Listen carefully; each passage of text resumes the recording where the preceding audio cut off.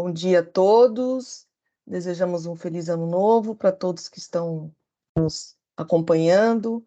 2023 com muita paz, saúde e prosperidade. Hoje nós temos a primeira sessão da 4ª Câmara do Tribunal de Impostos e Taxas de São Paulo.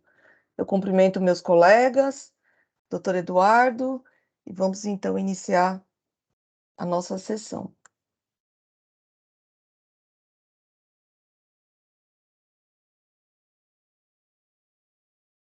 Nós estamos presente aqui o doutor Rodrigo, que ele vai acompanhar o processo da Topcal. Doutor Rodrigo, o senhor dispensa a leitura do relatório? Dispenso sim, presidente. O processo é o 4115206, Topcal Indústria e Comércio de Chocolates Limitada, da relatoria do doutor Flávio. Eu só vou apontar. Aqui ainda está aguardando a conclusão da verificação de quórum, presidente. Mas... O meu já abriu. Deve abrir aqui. De todo mundo, já abriu? Já abriu aqui. Pronto, agora sim. Deu? Já abriu? Então, eu peço só para colocar o voto. Só um minutinho que eu tô registrando a sustentação.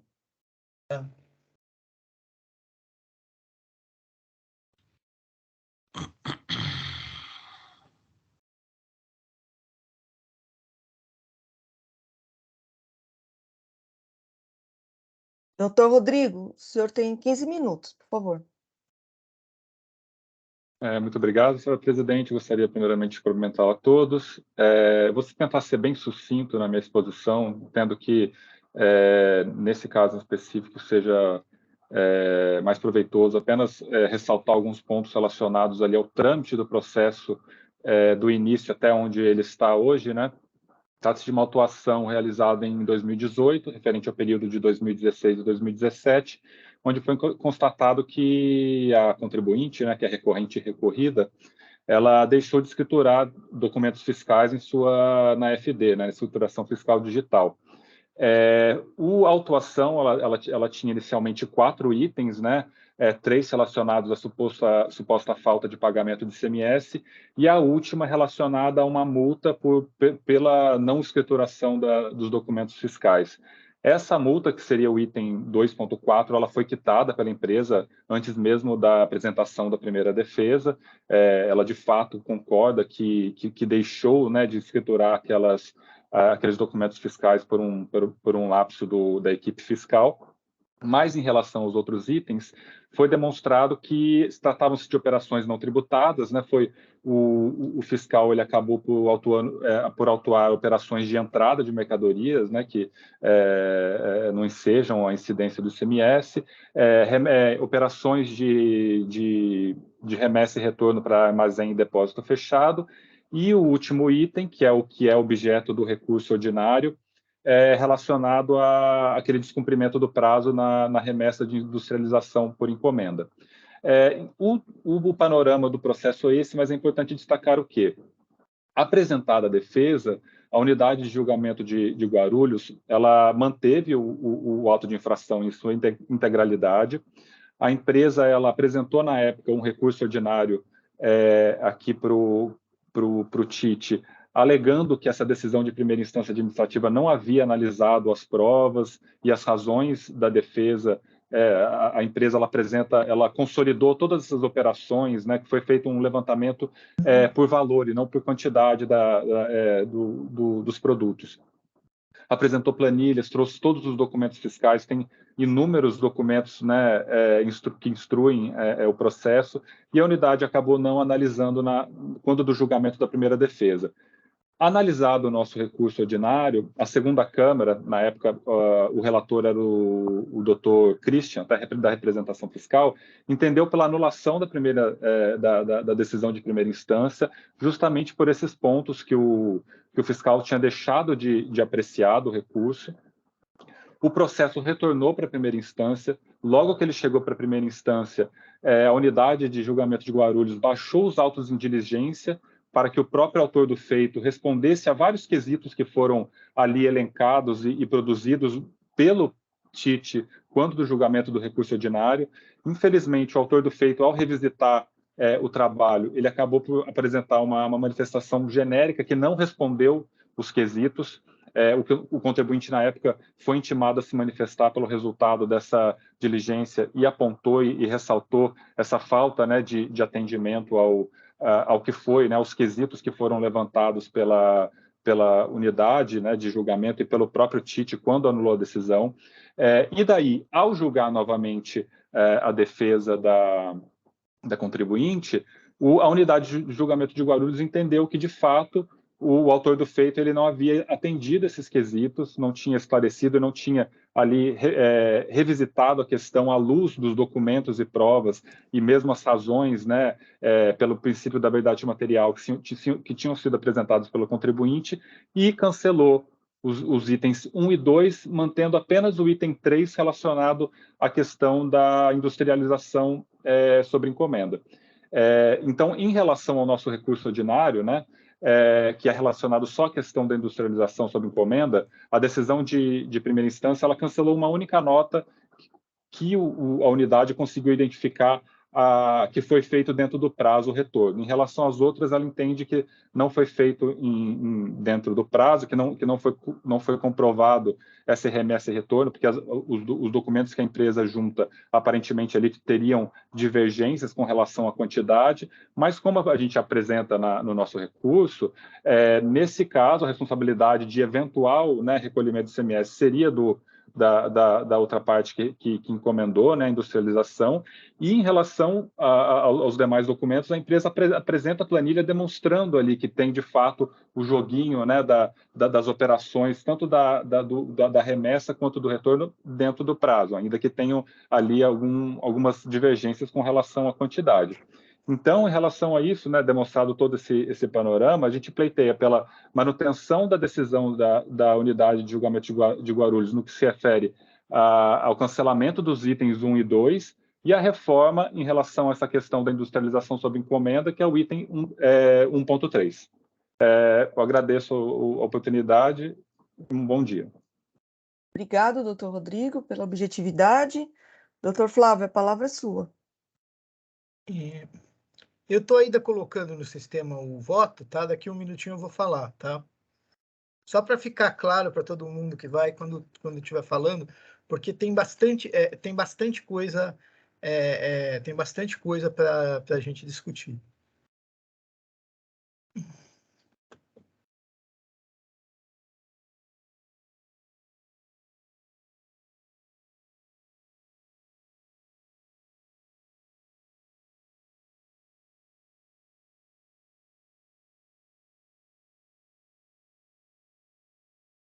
Então, agora que o voto está registrado, agora eu vou ao voto. Em relação, primeiro, vocês estão me ouvindo? Está aberta a câmera? Vocês estão me ouvindo? Tá. Sim, Primeiro recurso de ofício. Em relação ao item 1, nós estamos diante de levantamento fiscal do artigo 500 e 509-A do RICMIS 2000. O presente levantamento fiscal atingiu a presunção relativa, vez que, por método indiciário, se determinou o imposto que poderia ter sido subtraído dos cofres públicos devido a esta omissão. Esse aí é a omissão de EFD, tá? Entretanto, no presente caso, todas as operações em questão são não tributadas. Então, no presente caso, o simples fato das operações não serem tributadas funciona como um elemento que supera a presunção favorável ao fisco que existe no direito tributário. Não houve qualquer erro de direito. O lançamento foi feito de acordo com o artigo 74 e 74A da Lei 6374 de 89. Porém, quando o contribuinte aponta o fato das operações não serem tributadas, está apresentando uma prova capaz de iludir a presunção relativa gerada pelo levantamento fiscal. Portanto, no presente caso, afasto o item 1. Em relação ao item 2, aqui, outra questão referente a levantamento fiscal. A utilização de métodos indiciários, utilizando informações fornecidas pelo próprio contribuinte, não consiste em cerceamento de defesa, até porque o contribuinte conhece o método utilizado e pode apresentar provas que lidam sua presunção relativa. Em relação ao mérito deste item, me escoro no parecer apresentado pela de representação fiscal para explicar o que aqui ocorre. 30. O fisco apurou o valor das remessas de mercadorias do estabelecimento autuado para depósito fechado ou armazém geral, CFOP 5905. E o valor dos retornos de mercadorias remetida para depósito fechado ou armazém geral, CFOP 1906 e 1907.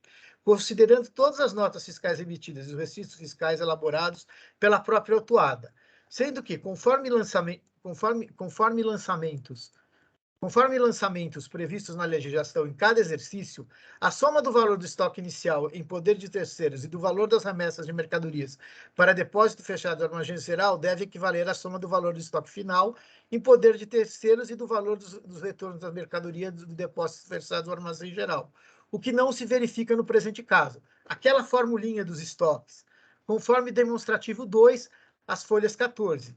Em que resta consignada a existência de diferença de levantamento em ambos os exercícios fiscalizados, que por presunção legal deve ser considerado como decorrente de operações tributáveis, omitidas ao fisco, o que originou a acusação fiscal do item tem em pauta. Destarte, o presente levantamento fiscal atingiu prestação relativa e não foi elidido por nenhum elemento apresentado pelo fisco, pelo que no presente caso não há motivo para cancelar a infração. Também pelo fisco, pelo contribuinte. Também não traz autuada aos autos informações ou elementos que possam iludir a presunção relativa que milita em favor do fisco. O não conformismo com as manifestações da fiscalização não bastam para tanto. Não é nula a decisão recorrida, apenas aplica a interpretação que não considera a mais correta. Portanto, não há motivo para anular a decisão, mas se deve restabelecer o item 2. Em relação ao item 3, mais uma vez com razão a de representação fiscal pelos motivos que passo a enunciar. A decisão monocrática, aqui, nesse caso, é só no recurso de ofício, aqui em relação ao item 3, é só porque o item 1 e 2 foram afastados na decisão monocrática. E o item 3, uma nota foi tirada. Né? Então, é só essa nota que foi tirada que eu estou falando aqui. O resto vai ser lá no recurso ordinário. Em relação ao item 3, mais uma vez, com razão a de representação fiscal pelos motivos que passo a enunciar. A decisão monocrática afirma que a nota fiscal número 37481, folha 616, e nota fiscal eletrônica 28455, folha 617, que teria sido apresentada como prova de que a mercadoria constante naquela nota fiscal foi devidamente devolvida ao estabelecimento encomendante estaria correta. Também afirma que o fiscal nada fala sobre esta nota. Em seu parecer, a representação fiscal observa que a referida nota foi parte do levantamento fiscal e que não pode ser retirada da autuação. Aí, as folhas 782, a indicação colorida em amarelo, indicando onde as notas fiscais foram consideradas no demonstrativo 3. Assim sendo, dou parcial provimento ao recurso de ofício para restabelecer os itens 2 e 3. Recurso ordinário. O levantamento fiscal do item, depois eu preciso abrir para corrigir aqui, do item 3, foi realizado de acordo com o que preconiza o artigo 509 e 509-A do RICMES, tendo atingido presunção relativa. Não houve autuação superficial, nem o fiscal é obrigado a considerar outras características das notas fiscais. A autuação é feita por método indiciário e gera presunção relativa. A autuada, apesar de alegar que se deveria considerar outras características das notas e das operações, não traz elementos nem aponta características capazes de elidir essa presunção. No item 1, já apreciado no recurso de ofício, o contribuinte foi capaz de elidir tal presunção. No item 3, não foi. A multa não é confiscatória, mas adequada para elidir a infração que comina. Mesmo que assim não fosse, não pode o julgador, na esfera administrativa, negar vigência à multa prescrita em lei com base em princípios constitucionais. Também não posso reduzir ou relevar qualquer multa, pois falta pressuposto objetivo de aplicação do artigo 527-A do RICMES, vez que as infrações implicam em falta de pagamento de tributo. Há nos autos manifestação da representação fiscal pedindo para que se aplique a nova súmula 10 deste TIT, pelo que reduz os juros à Selic. Assim sendo, dou parcial provimento ao recurso ordinário para reduzir os juros à Selic. É assim que eu voto. Obrigada, doutor Flávio. Então, no caso, está restabelecendo em Eu restabeleci o relação... 2 e 3 e tive afastado 1. Por quê? O que ele apresentou, na minha opinião, o que ele apresentou não ilide a presunção relativa do 2 e do 3. O 2 não dá aquele jeito. E o 3, ele realmente não chegou, não cumpriu o prazo para chegar. Mas, assim, o 1, todas as operações são não tributadas. Não é que é um erro de direito. O cara fez o levantamento fiscal direitinho. Só que a própria nota, que é de operação não tributada, já seria uma coisa que lhe diria essa presunção. Porque aí não teria como você manter a tributação pela presunção de 18%. É isso que eu achei. Agora, é muito controverso e eu achei bem difícil, porque 3 levantamentos fiscais, o 4 eles pagaram. Tá? O 4 eles pagaram. Então, mas pelo que eu entendi, o julgador de primeira instância, os itens que ele cancelou foi porque não tinha manifestação adequada da representação. Não. Tem manifestação da representação fiscal, só que o fiscal, ele diz sempre mais ou menos a mesma coisa do que da primeira vez. Não é que a manifestação não é adequada, ela é adequada, mas ela não é o que o contribuinte queria. O contribuinte queria que ele fizesse uma espécie de inspeção no auto e tirasse coisas do auto. Ele não quis fazer isso, ele achou que estava correto. Porque, assim, se você mexer no meio lá do levantamento fiscal, aí você não tem que mexer, porque aí ele não atinge nem presunção relativa. Não é que ele não responde, ele responde sempre a mesma coisa que ele falou no começo, e sempre mais ou menos na linha do que falou a representação fiscal. Isso não agrada o contribuinte, porque ele acha, primeiro, que houve um cerceamento da defesa dele, porque quando o método indiciário não diz exatamente o que aconteceu com ele, porque é um indiciário, é presunção. Segundo, nas coisas que eles colocam, eles falam que eles superaram a presunção. Só que eu acho que isso acontece só no item 1. Doutor Rodrigo, algum esclarecimento de fato? Sim, em relação à questão, né, da gente não ter concordado, de fato faz parte. Só em relação a um ponto que eu queria frisar, que no julgamento do primeiro recurso ordinário, né, que foi que o próprio Tite, né, eu acho que foi o Dr. Christian, que era o relator, que é inclusive, né, do fisco, ele entendeu também, como a gente, que a decisão ela não tinha apreciado os fatos, justamente por essa precariedade na apreciação dos elementos de prova, né, que tinham sido apresentados. Então, assim, independentemente da não concordância, né, que eu entendo que é natural, essa questão da não análise, né, do autor do feito não ter revisitado, quando a gente verifica as manifestações e o que o Tite, no primeiro momento, tinha determinado que fosse esclarecido, fica bem claro que, de fato, não foi abordado. Obrigado. A minha dúvida é exatamente em relação a isso, porque já teve um julgamento, né? Essa decisão que ele falou, é outra decisão de primeira instância. A primeira decisão de primeira instância ela foi anulada. Ela foi anulada porque o cara não manteve tudo e não analisou nada. Aí o que aconteceu? Veio para o Tite, veio para o Christian. O Christian falou um monte de coisa lá, mas ele viu que aquela decisão não servia. Aí ele anulou a decisão. O que a gente está falando agora é de uma outra decisão de primeira instância, que foi muito favorável ao contribuinte, mais favorável que eu estou dando aqui. Essa que está valendo. Essa que a gente está revisando. Então, mas pelo que eu entendi, essa decisão, ela ela deu provimento ao recurso ordinário exatamente porque o fisco não se manifestou como tinha sido determinado na outra. Em relação ao item 2. Eles fizeram isso em relação ao item 2. O que o cara da segunda decisão monocrática falou é assim, eu peço para o cara fazer uma coisa, o fiscal, e ele não faz exatamente o que eu deu. Então, certo ou errado, ele fala inclusive em preclusão. na decisão do cara. Só que eu acho que não existe essa preclusão. Eu acho que o cara que está falando lá, ele não é obrigado a falar o que o contribuinte quer falar. Ele pode falar a mesma coisa. Do mesmo jeito que eu acho que a decisão, ao contrário da representação fiscal, a outra decisão que eu não concordo, eu acho que ela não é nula. Ela só dá uma interpretação do direito que eu não concordo. Ela não é nula, eu não mandei anular. Porque a representação fiscal, no parecer dela, ela não pede para restabelecer o item, ela pede para anular a nova decisão de primeira instância, por causa do item 1 e 2. Eu não faço nada disso.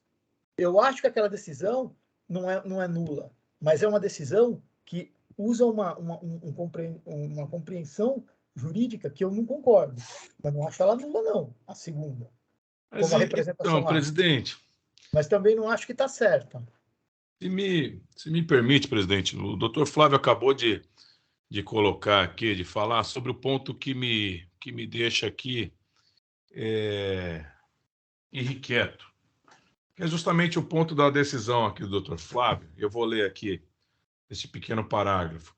Não é nula a decisão recorrida. Apenas aplica a interpretação que não considera a mais correta. Portanto, não há motivo para anular a decisão, mas se deve restabelecer o item 2. Então, quem pede a nulidade desta decisão é a Fazenda, dizendo que ela, enfim, cometeu assim, aquele outro ponto que a Fazenda entende que causaria nulidade da decisão. Muito bem. Aí o doutor Flávio fala, não, ela não é nula. Ela apenas tem uma interpretação que não é a minha. Claro, o livre convencimento do juiz, o doutor Flávio, perfeito. Portanto, não há motivo para anular a decisão. Tá, então você mantém a decisão. Não, eu reformo. Se você não anula... Então, vamos lá. Até aqui você mantém. Não há motivo para anular. Então, mantenho. Porém, conclui aqui, mas se deve restabelecer o item 2. Tá. Sob qual fundamento e qual motivação? Tá em cima, tá antes. Então, eu com todas as vênias aqui, doutor Flávio, se o senhor concordar, se a presidente assim concordar, eu acho que eu me sentiria mais à vontade se eu pedisse vista desse processo, analisasse com um pouco mais de precisão, porque o doutor Flávio ele já anunciou no começo aqui, antes mesmo da leitura do voto, que o processo é complexo, e ele me parece mais complexo do que se mostra. A gente, sim. Rapidamente a gente lê, fala, não, tal, é simples, é isso aqui, levantamento fiscal, 1, 2, 3, 4, pagou um, o outro deixou, os outros 2 anularam, e o doutor Flávio está restabelecendo. Mas me parece um pouco mais complexo do que se mostra. Então, se os meus foi esse o meu sentimento também. Não se incomodarem, eu vou pedir com todas as vênias aqui, pode pedir, doutor Ares, para poder apreciar um pouquinho mais. Doutor Flávio, eu ia pedir comigo, também, mas aí o doutor pode pedir. Até porque agora da motivação me parece muito relevante. Eu vou ter que ler com olhos um pouco mais atentos a motivação do doutor Flávio, de dizer, faz todo sentido. E o doutor Flávio, sempre nos seus votos, é muito lógico, é muito fácil entender o raciocínio dele. E aqui eu não estou entendendo muito. Então, eu realmente peço a licença aqui aos meus colegas para pedir vista desse processo. Eu prometo para os colegas e para o doutor Rodrigo que eu vou tentar devolvê-lo o mais rápido possível para a pauta, para não causar nenhum prejuízo para o andamento do processo, que já voltou, enfim. Então, presidente, eu pedi aqui vista. Já foi deferida, doutor Ares. Na verdade, eu acho que a senhora negou vista para si própria. Porque eu ia pedir também. Porque, então, precisa deferir para mim. Eu deferi. Já? Já. Porque eu tenho aqui solicitação de vistas concedida. Pronto. Já concedida, perfeito. Eu devolvo o mais rápido possível. Não sei se a representação quer também pedir uma vista conjunta. Não, acho que não é o caso da gente pedir vista. Eu só queria apontar uma coisa quanto ao item 1. Vamos lá. Que o doutor Flávio ele comentou que as operações seriam não tributadas, né? E por isso ele estaria afastando o item 1. Mas essa presunção de imposto, ela não está relacionada à natureza das operações de entrada, mas sim a presunção de que essas entradas foram pagas com operações tributadas. Entende? Não está se dizendo que essas são as operações que gerariam a falta de pagamento do imposto, mas sim a presunção de que essas entradas foram pagas através de operações tributadas que não foram levadas à escrituração. O artigo 74A é que fala isso, da Lei 6374, né? Ele fala exatamente que presume-se a ocorrência de omissão de operações, prestações de serviços tributáveis realizadas sem o pagamento do imposto nas seguintes hipóteses. Inciso 5º fala de existência de entrada de mercadorias não registradas. Então, a presunção ela é relativa não a se as operações de entrada seriam ou não tributadas, né? Acho que quando o senhor Argos for analisar, ele já pode até... Não sei se deu para perceber aqui, mas enquanto o doutor Eduardo falava, já via que vai ser ótimo realmente a gente trabalhar junto, porque é bem importante a sua observação. Eu fui anotando aqui, tá? Então, na apreciação do processo, eu vou também lançar meus olhos aqui sobre essa observação, que eu já, desde plano, te agradeço. É importante isso. Eu estava imaginando que seria realmente presunção de não tributadas. Vamos ver até que ponto isso é relevante aqui para manutenção, para modificação do entendimento. Mas está anotado aqui e já publicamente aqui já te agradeço pela observação. É isso aí. Na verdade, não é a questão de ser ou não tributada, mas é a questão da diferença que foi apurada e a forma da presunção que veio com o 74A. Antes, nós não tínhamos essas determinações do 74. E o A trouxe exatamente essa luz para complementar o 74. Tá?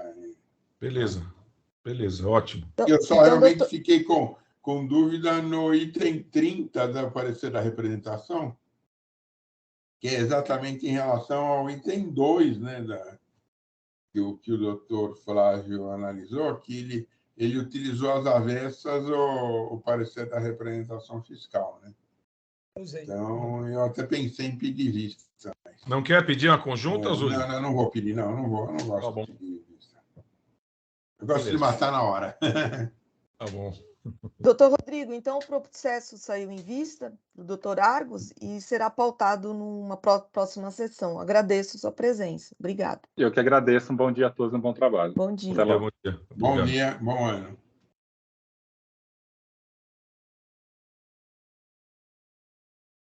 Temos mais SOs hoje, então, presidente? Teria, mas não veio. Quero exatamente o meu processo. Então, Eu ia falar estranho, a telefônica não então. Então, por conta disso, eu vou... É um listinho. Presidente, valor, me permite a sugestão, apenas a gente consultar o Jailson aqui, se de repente o advogado tentou entrar em contato com ele, se teve algum problema de conexão. Alguém da telefônica é difícil tentou não ter entrar em defesa contato? Dessas. Jailson? Apenas para a gente certificar mesmo, eventualmente é difícil mesmo não ter uma defesa, estranho. Bom, enquanto atípico, o Jailson não responde, vamos passar para o próximo? Vamos lá. Que seria o telefônico, vamos passar para o outro. É o 414-2023, CDA Comércio e Indústria de Metais Limitada, da relatoria do doutor Zuli.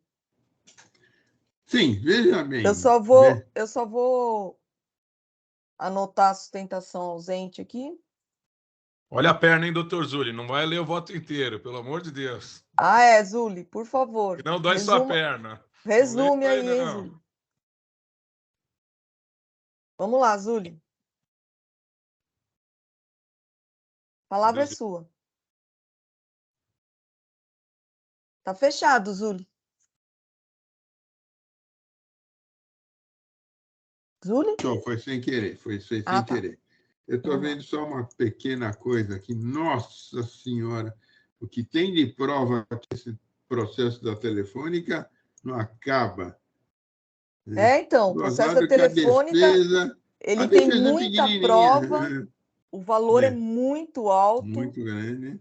Então, por isso que eu queria ouvir a sustentação antes, né? Não, e o cara não veio um processo muito Então, alto. eu perguntei é pro um Jair. estranho. Tive algum problema de internet. Também Porque acho. são grandes escritórios, eles É são... o Pinheiro Neto. Pinheiro É o Neto. Pinheiro Neto. É o Pinheiro Neto. É o Pinheiro, realmente é o Pinheiro Neto. Bom, vamos lá, vamos aguardar, quem sabe mostra alguma coisa aí. Vamos lá para o meu. Olha, o meu processo, eu vou dizer o seguinte, eu tô dando uma solução, não sei se a representação fiscal concorda, tudo, né? Concorda? E balançou aí, não sei se foi a câmera dele que balançou, mas, na verdade, eu vou ler a ementa, tá? Eu digo o seguinte, eu não vou ler o voto, olha. Acreditar-se indevidamente de ICMS decorrente da escrituração de documentos fiscais que não atende às condições previstas no item 3 do parágrafo 1º do artigo 59 do RICMENS, ainda a improcedente pressuposto de conhecimento, conhece da defesa, apresentada tempestivamente por meio de sistema eletrônico interposto, restando atendidos os requisitos de admissibilidade, no forma do artigo 29, né? Mantido o lançamento. Voto do relator, né? E aí, aqui, eu só preciso escrever uma coisa aqui que eu tinha deixado para agora, com existência...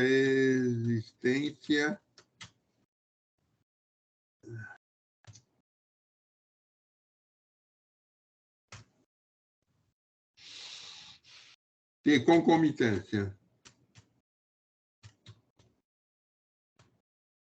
Tá, e aí, no meu voto, vem dentro do acima imposto, em razão da concomitância entre o lançamento do RO e a ação judicial interposta pela interessada, conforme consta expressamente dos autos e da manifestação da PGE, afirmando haver concomitância integral. Entre elas, cabe considerar o fato de que, por exemplo, não obstante o exposto no RO, a matéria, a taxa Selic, foi objeto da medida judicial, como afirmado, eu vou tirar isso acima aqui, no item, que eu fui na minha coisa, no item 2 da medida judicial. Assim, não conheço do RO, a exemplo das questões relativas à multa, juros e equívoco de cálculo, e no mais não conhece-se do RO, devendo os autos serem encaminhados à Procuradoria-Geral do Estado, em conformidade com os preceitos legais vigentes na forma do citado artigo. É que, na verdade, o contribuinte, ele, no meio do caminho, ele entrou com uma ação buscando a nulidade do auto de infração, do lançamento, e nele, nessa medida judicial, nela, pelo que eu vejo, ele alegou tudo que estava no recurso ordinário, tudo aquilo que ele já tinha alegado antes, inclusive a questão da taxa Selic, inclusive a questão da súmula majorada, tudo. Então, para mim, eu entendo não conhecer do RO escudado exatamente na existência de concomitância. É assim que eu voto. Desculpe, Zúlio. O mandato de segurança foi impetrado contra o AIN, né? Contra o AIN, exatamente. Ele foi contra o AIN. Foi contra a Constituição do Crédito Tributário. Então, eu acho que assim ficou difícil. A própria Procuradoria entendeu, né, que efetivamente há, no caso, uma abrangência integral dessa medida judicial do mandado de segurança no MS, né, e, por consequência, não há nem matéria estranha a ser examinada ao que eu vejo, que eu poderia considerar matéria estranha, mas na forma como ele foi interpretado, para mim, ele está pedindo a nulidade de tudo, ele está pedindo a nulidade do lançamento. E aí, efetivamente, ele abordou todas as questões e o próprio lançamento. Então, eu estou dando pela concomitância integral. É assim que eu voto. Eu dei uma olhada, eu concordo com você, Zúlio. É Zúlio, idêntico. Só uma pergunta, talvez o doutor Eduardo possa também orientar. Este voto do doutor Zúlio, portanto, é pelo não conhecimento. Pelo não conhecimento. O registro será como recurso não conhecido. Sim. Porque no seu dispositivo, você diz que nega conhecimento ao recurso, mas determina o encaminhamento dos autos para a Procuradoria. Porque é o que está no próprio artigo 30. Uma conversão, né? Não, é que, na verdade, o próprio artigo 30, né, na forma que eu leio, é o encaminhamento à Procuradoria para quê? Mas a gente deve determinar eu posso isso. até retirar isso, embora esteja na lei, tá?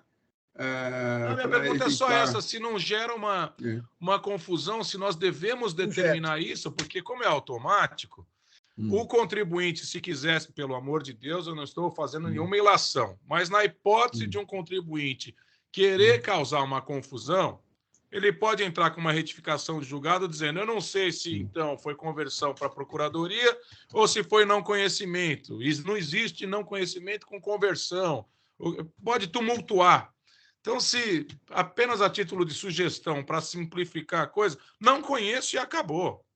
E aí, claro, automaticamente vai para a Procuradoria ou não, mas não conhecimento. E sem muita milonga e sem muita chance de alguém contestar, entendeu? Não sei se eu estou muito eu acho precavido. Que é não conhecimento mesmo, não conhecimento. Porque são idênticos, o Pois recurso e o... É idêntico. Quanto a isso, não tem dúvida. É que eu fico aqui na teoria da conspiração de ser suscitada uma dúvida pela determinação de encaminhamento dos autos para a Procuradoria. Só isso.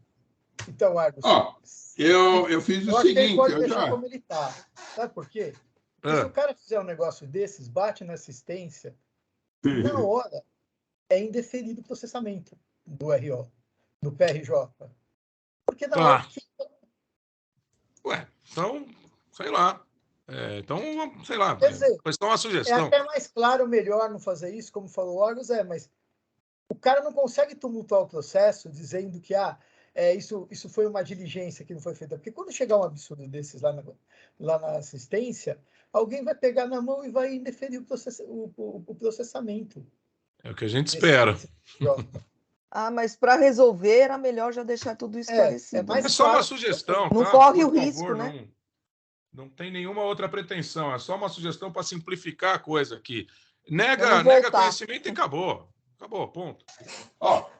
Diante do acima exposto, em razão da concomitância entre o lançamento ou recurso ordinário e a ação judicial interposta pela interessada, conforme consta expressamente dos autos e da manifestação da PGE, afirmando haver concomitância integral entre elas, cabe considerar o fato de que, por exemplo, não obstante o exposto no RO, a matéria, a taxa Selic, foi objeto da medida judicial, como examinado acima, item 2 da medida judicial.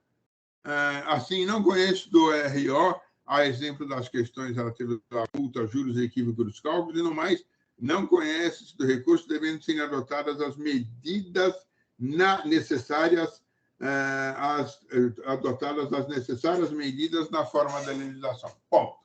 Pronto, perfeito. Acho que resolve. De novo, em momento algum eu levantei a afirmação de que o contribuinte faria isso. Mas, no caso... tem cara maluco. Para evitar tumulto. Né?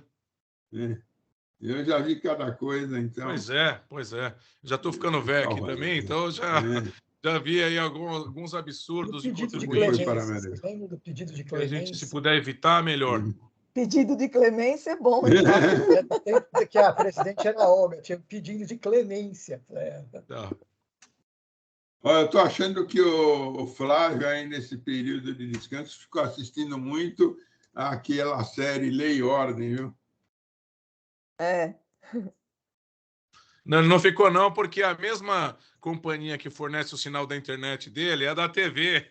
E aí falha a internet e falha a TV também. Então ele não assistiu, coitado, ele não assistiu por culpa da operadora, que eu não vou falar o nome. Agora eu tô chique, agora tem o Disney Plus aqui também. Tá vendo só? Dá para assistir Frozen. Eu assisto com a minha filha, então dá para assistir Frozen. Então vamos lá. Bom, estou registrando. 23, bonitinho. Pronto. Eu falei que ia ser fácil. Não há antecedentes, anulação, converter, não conhecido. Objetivamente, não conhecido, é isso aí. voto registrado. Resolvido, colegas. Resolvido. Vou encerrar os debates. Verificação de quórum. Representação fiscal, alguma observação? Não, nenhuma observação no momento, não. Você é de São Paulo? Eu, na verdade, moro em Olambra. Ou em Olambra, belo lugar. Pessoal. Que lugar bonito que você mora. Pois né? hein? Fui há Privilégio. pouco tempo lá com meu filho para ver as flores, as coisas. Um Privilégio, lugar privilégio. maravilhoso.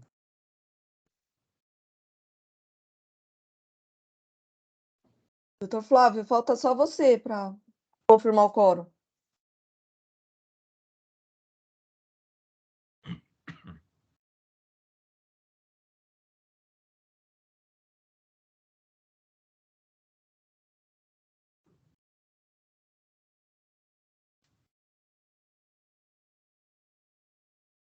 Conseguiu confirmar?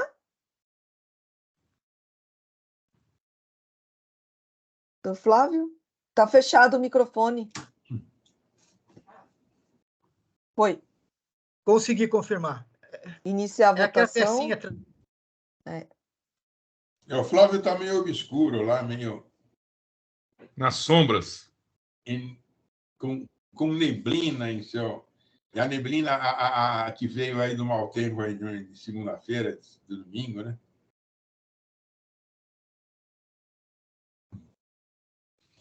Enquanto ele registra, eu estava vendo agora no meu celular se tinha alguma coisa. E tem um senhor que eu conhecia há um bom tempo, na Calunga, e ele estava lá na Calunga desesperado, porque ele tinha não sei quantas fotos em diapositivo, em filme comum, né? E ele é escritor, né? Ele escreve um monte de livro. E ele costuma colocar as fotos no que ele escreve, né? Que ele tirou durante a vida. E ele estava desesperado porque ele não conseguia passar essas fotos, transformar digitalmente. Eu falei, caramba, isso é a coisa mais simples que tem, você faz no instalo com o teu celular. Existe um programa que você aponta para o diapositivo, ele passa automaticamente, e ainda calibra a foto, e ele vem na tela do computador, você grava, né, em PDF, na versão que você quiser. E aí ele foi para casa, eu dei o endereço para ele e tudo, e ele baixou, e agora ele está fazendo isso. Todo dia ele me manda uma meia dúzia de e-mails com as poesias, com partes do livro dele, compartilhando, e com as fotos no início que ele integrou nos escritos dele. E é agradecido desde aquela época com a gente. Vamos lá, gente. Então, por votação unânime, recurso ordinário não conhecido. Encerrar o julgamento. O Jailson respondeu aqui, realmente não tem ninguém da telefônica, gente. Então, eu vou tirar da pauta, tá? O meu processo. É porque eu não trouxe o voto, eu queria ouvir. O processo é muito grande e o valor envolvido é muito grande também. Então, eu gostaria de ouvir a sustentação, mas não sei o que aconteceu. Mas não me parece ser uma questão muito complicada, não. Ele é grande, tem muita coisa, mas precisa ver se tem provas que demonstram a situação que foi descrita e se ele contraprovou. Eu já devolvi para a pauta. Mais prática. Mas, de todo jeito, é estranho, porque escritório grande... Então... Tem esse valor e... Eles estão em todas. Então, é esquisito mesmo. Vai ver, perderam a intimação, né? Perderam a publicação. Algum problema, alguma coisa. Porque são caras que estão todas e dividem... Aqui mudou o escritório? Não, é o Pinheiro Neto mesmo. Não mudou, é o Pinheiro Neto, hein? É só importante deixar claro que a presidente, com uma maneira muito cautelosa, iria ouvir o advogado da parte para colher maiores informações, sanear eventuais dúvidas antes de proferir a sua decisão. De forma alguma se está te tirando de pauta pelo simples fato de que o advogado não apareceu. Não há de nós forma achamos alguma esquisito, essa preferência, né, para este ou para aquele escritório. Não. Simplesmente isso já seria feito. A precaução da presidente aqui deixada muito explícita no sentido de ouvir a parte, né?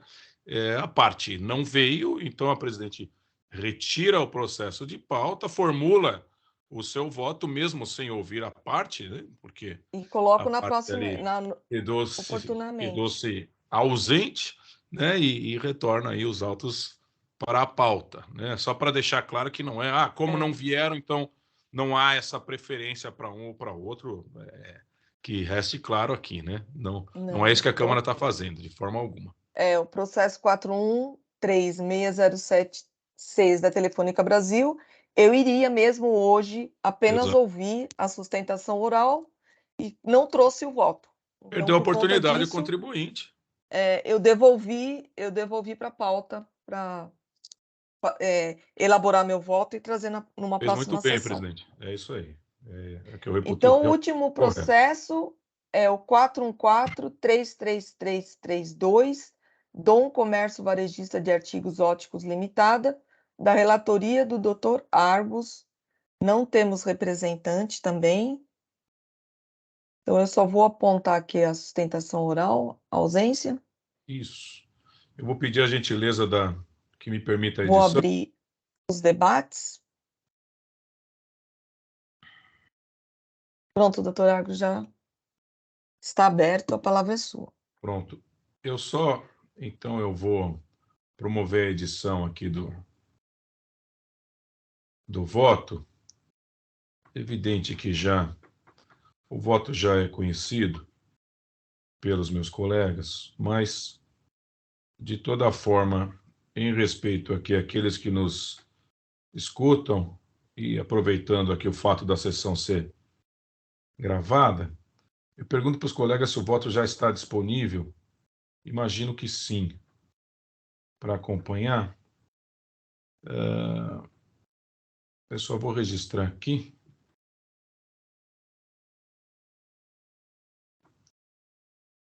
E passo a leitura. Este caso é um caso relativamente simples, presidente, que nós aqui já nos deparamos com esse tipo de situação, que é a postura do contribuinte de fazer ali o creditamento de ICMS através do uso de precatórios, né?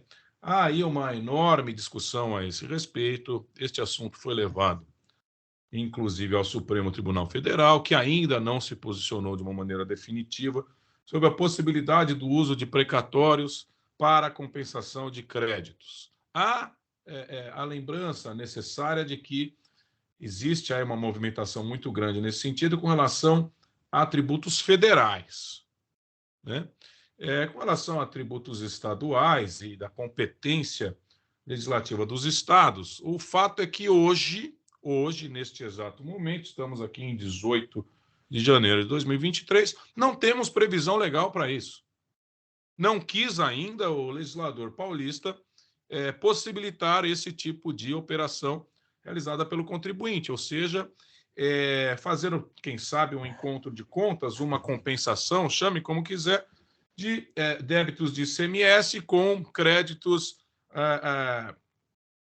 de valores aí oriundos de precatórios. Portanto, essa é a tônica aqui da nossa discussão. Eu já anuncio que esse tipo de situação, não existindo previsão legal, na minha leitura pessoal, eu não poderia chancelar esse tipo de postura. Mas, de toda sorte, há quem tenha o entendimento em sentido contrário, com todos os fundamentos possíveis, aqueles que, inclusive, foram levados ao Supremo, mas até segunda ordem não há esse comando legal que permita esse tipo de pretensão do contribuinte. Então, eu vou rapidamente aqui ler alguns trechos dos votos, se me permite. Consoante bem relatado pela fiscalização junto ao item 3 do relatório circunstanciado de folhas 8, analisando os dados informados nas EFDs e GIAs entregues pelo contribuinte e a fundamentação legal por ele apresentada, verifica-se que tais elementos não conferem ao contribuinte o direito de realizar a compensação de débitos de ICMS no Estado de São Paulo com valores de precatórios alimentares eventualmente devidos pela Fazenda Paulista. Eu digo aqui, assim consignado, eu cito aqui parte de uma decisão do ministro Francisco Falcão, e depois aqui, assim consignado, eu reconheço a integridade do quanto decidido pelo julgador monocrático, as folhas 169, descartando qualquer tese no sentido da ausência de fundamentação legal postulada junto ao item 3 da peça ordinária manejada, as folhas 194, bem como a nulidade do auto de infração guerreado por suposto erro material em sua composição, consoante alegado às folhas 195. Tenho firme que o objeto do presente AIN já se encontrava, assim como igualmente se encontra, apto a julgamento desde a primeira instância administrativa, restando-se descartada qualquer outra providência que postergue o julgamento da presente demanda, mormente aquelas que fogem à competência desta Câmara julgadora, a exemplo do sobrestamento do feito suscitado pela contribuinte, de modo alternativo, junto aos pedidos constantes das folhas 220 do seu apelo. Pediu que determinássemos o sobrestamento, nós não temos competência para isso. Isso posto, vou às páginas dos autos e da leitura do recurso ordinário manejado, encontro em preliminares a insurgência da recorrente em relação 1. A multa e aos juros aplicados. Folhas 182. 2. A existência de voto em divergência neste tribunal sobre a possibilidade de compensação. Folhas 193. Na sequência, encontro arrazoado sobre a já descartada ausência de fundamentação legal. Folhas 194.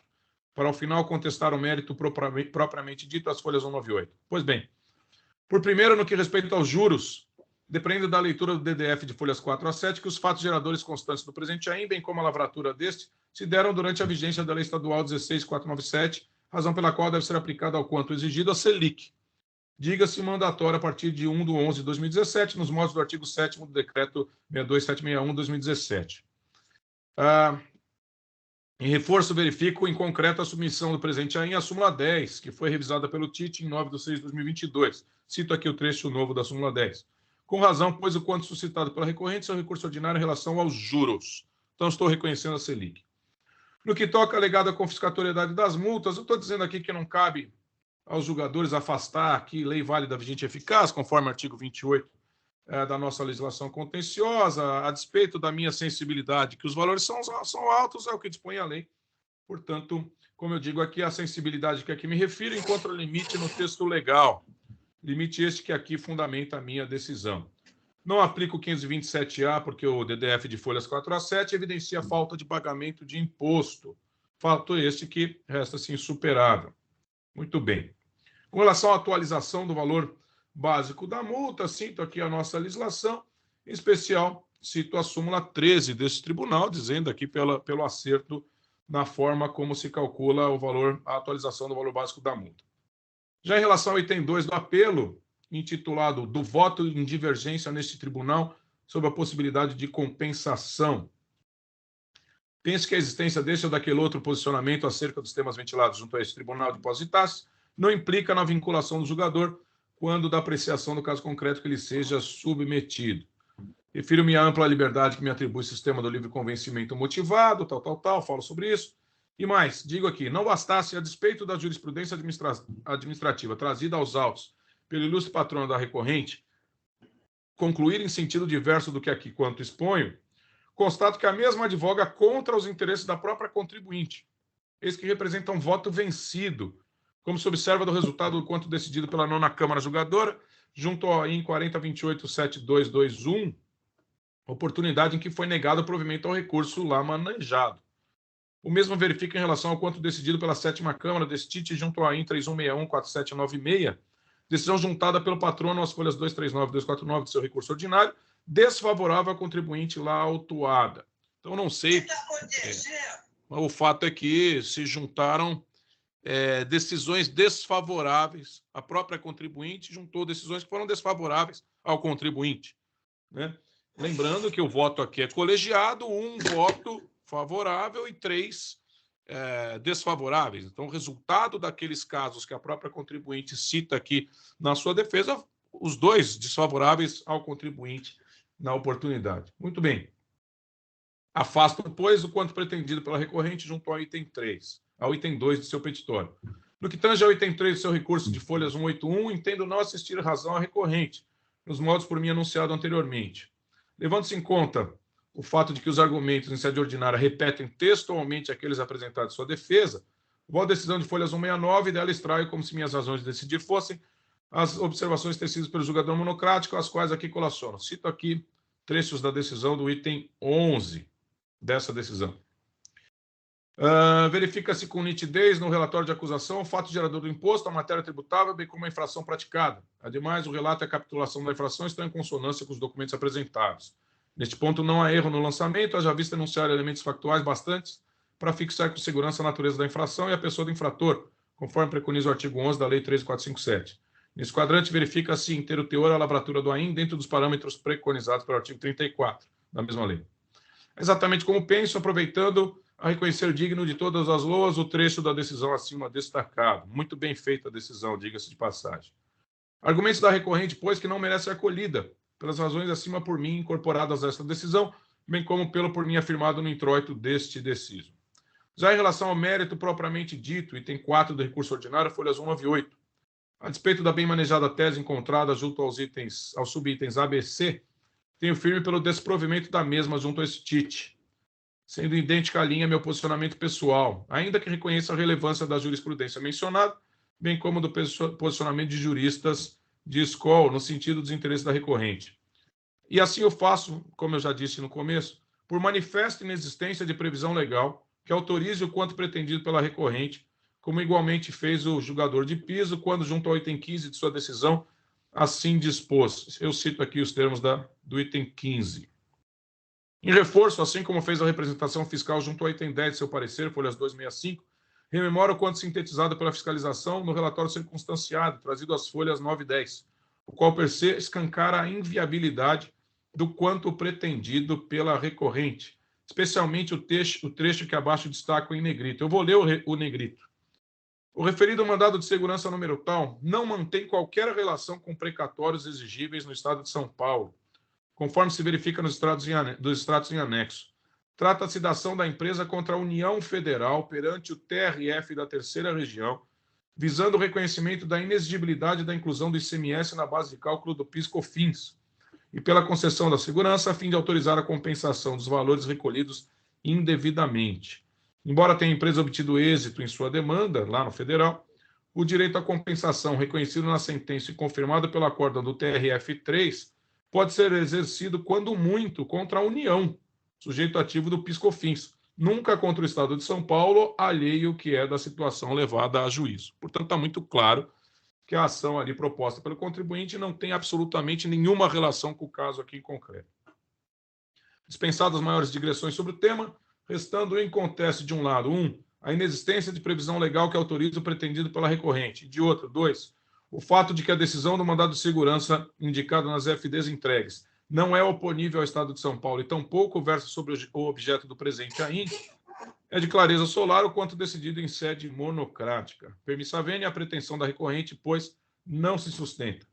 Diante do exposto, conheço o recurso ordinário aviado para dar-lhe parcial provimento, com o fim único e exclusivo de ser aplicada a súmula 10 deste egresso Tribunal de Impostos e Taxas, para limitar os juros incidentes no crédito tributário lançado no AIM à taxa Selic, incidente nos tributos federais. É como voto, presidente. De modo bem claro o voto, eu concordo também, nós estamos aqui impossibilitados por inexistência de disposição legal, né?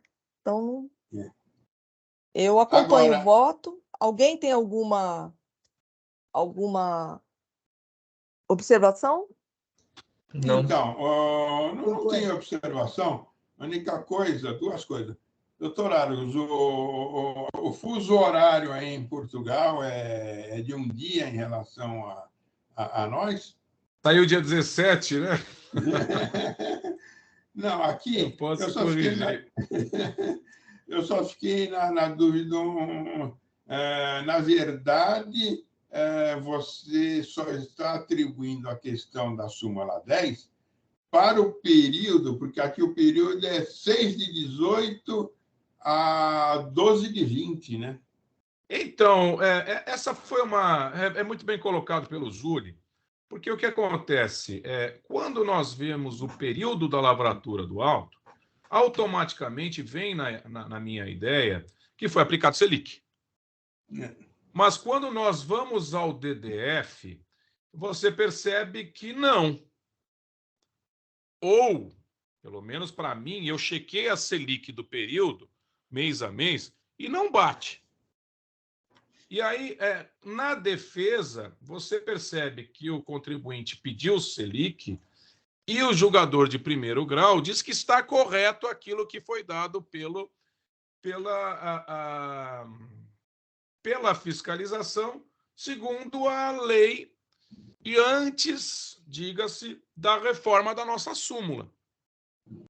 Então, o que eu percebi aqui se os colegas quiserem apenas acompanhar, quando vamos aqui ao quadro 1, aliás, não é o quadro 1, ao próprio DDF, né?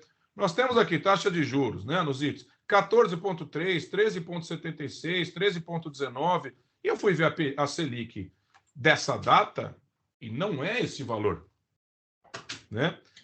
Da mesma forma como é que ele calculou isso? Eu não tenho a mínima ideia, doutor Zúñiga. Para mim, isso é automático, né? Então, para mim, efetivamente, ele é automático. O que eu posso verificar é que não bate com a Selic.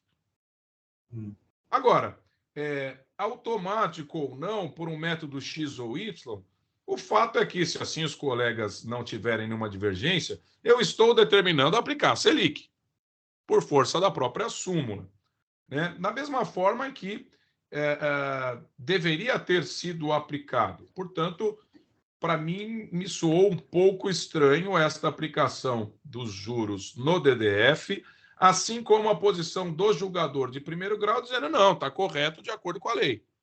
Ele pediu Selic e o julgador negou este pedido. Não existia a vigência da nova letra da súmula. Portanto, me leva a crer, e foi assim que eu decidi, necessário determinar que se aplique a Selic. Não sei se os colegas conseguem, não sei se a representação, doutor Eduardo, se tem alguma leitura diferente da minha, porque senão eu negaria provimento a tudo, se já tivesse sido aplicada a Selic. Mas eu entendo que não. O cálculo ele é feito pelo próprio sistema, né? O fiscal nem faz a edição manual dos juros, né? Então, o próprio sistema já está configurado para utilizar. Não apareceu a Selic, não, os valores são divergentes. Ele só que eu acho que não prejudica, né, se colocar do jeito que está. Não vai prejudicar. De qualquer forma, deve ser aplicada a Selic. Pelo período e... Se estiver correto... E ele fez o pedido no fez o pedido. Não é de ofício, não fui eu que observei. Não, ele pediu. E me chamou a atenção que ele pediu e o juiz de primeiro grau disse, não, o cálculo está correto. Não vou acatar aí seu pedido de Selic. O que me leva mais ainda na verdade, quando ele falou o cálculo... quando ele falou que está correto, é que na época nós não tínhamos a súmula 10 reformada. Né? Então, estava correto mesmo. Com a reforma da súmula, me obriga aqui a aplicar a Selic.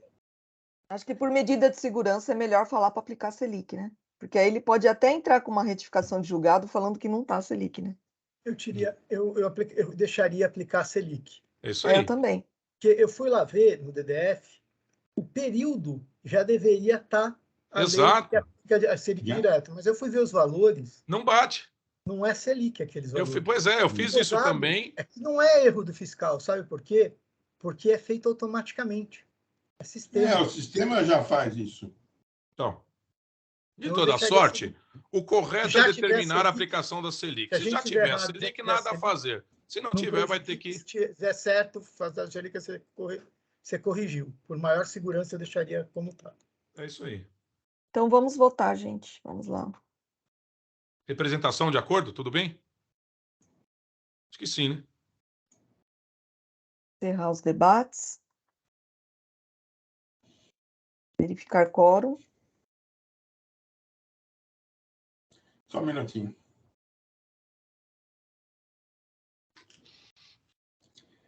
A notificação é do 7/6/21. Então, é antes, inclusive, da súmula. Da súmula.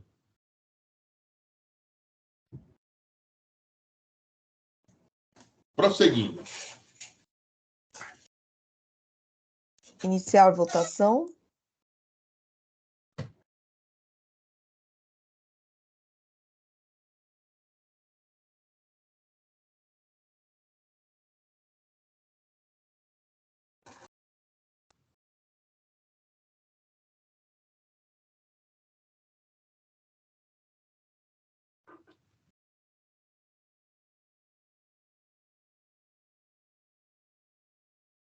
Por votação unânime, recurso conhecido, com julgamento de mérito parcialmente provido.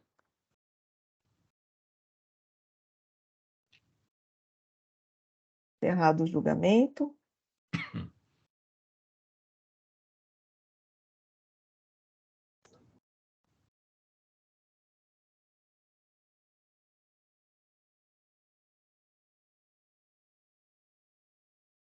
E assim encerramos o julgamento, a sessão de julgamento do dia 18 de janeiro de 2023 da 4ª Câmara do Tribunal de Impostos e Taxas. Jailson, você encerra a gravação, por favor?